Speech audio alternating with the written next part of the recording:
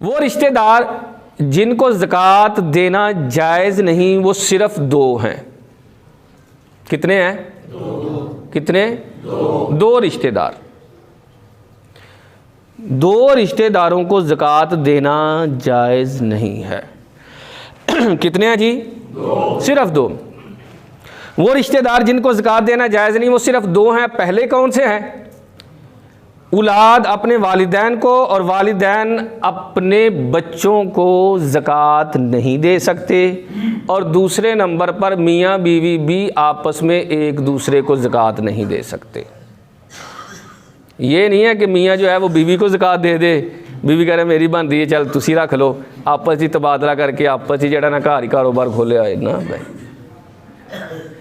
मियाँ बीवी आपस में एक दूसरे को ज़कात नहीं दे सकते।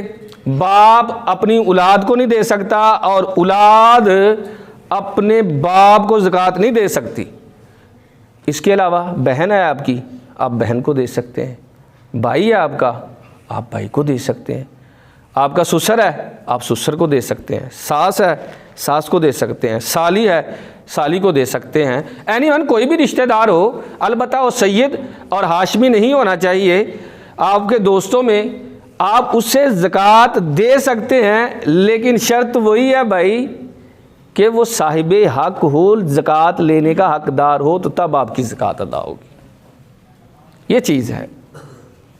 बस औक़ात ना लोग पूछ रहे होते हैं उमूमी तौर पर कि मैं अपनी बहन को ज़कात दे सकता हूँ। अच्छा जी मैं ज़कात दे सकता हूँ, मैं चाहता हूँ वो मेरी बहन जो है वो मतलब माली हैसियत उसकी कोई अच्छी नहीं है, वो साहिबे हक है कि ज़कात लेने की हकदार है, मैं देना चाहता हूँ, क्या बता के दूँ? मैंने बताया इस्लाम इज़्ज़त नफ्स का ख्याल रखता है।